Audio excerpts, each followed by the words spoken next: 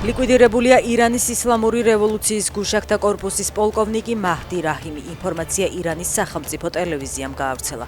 მაჰდი რაჰიმი პასუხისმგებელი იყო 3 იანვარს 10-მდე მომიტინგის მკვლელობაზე.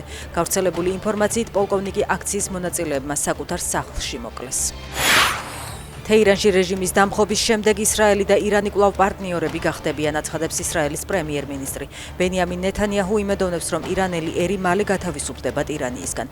ჩვენ ვუგზავნით ძალას ირანის გმირ და მამაც მოქალაქეებს და როგორც კი რეჟიმი დაეცემა, ჩვენ ერთად გავაკეთებთ კარგ საქმეებს ორივე ხალხის საკეთილდღეოდ, განაცხადა ნეთანიაჰუ.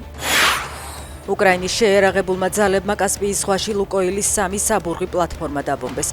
ოკუპანტებისთვის მიყენებული ზიანით გინდება. გენერალური შტაბის განცხადებით ლუგანსკის ოკუპირებულ ტერიტორიაზე დაარტყეს რუსების ბუკის ტიპის საზენიტო სარაკეტო კომპლექსიც.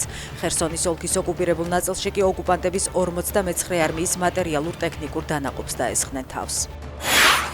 კიევში მოსახლეობის დიდ ნაწილს ელექტროენერგიისა და გათბობის მიწოდება აღუდგა. დედაქალაქის მერის ვიტალი კლიჩკოს განცხადებით, კომუნალური მომსახურების თანამშრომლები დაზიანებული ინფრასტრუქტურის სრულად აღსადგენად საგანგებო რეჟიმში მუშაობენ. 8 იანვრის მასშტაბური რუსული თავდასხმის შედეგად კიევში ელექტროენერგია და გათბობა გაითიშა.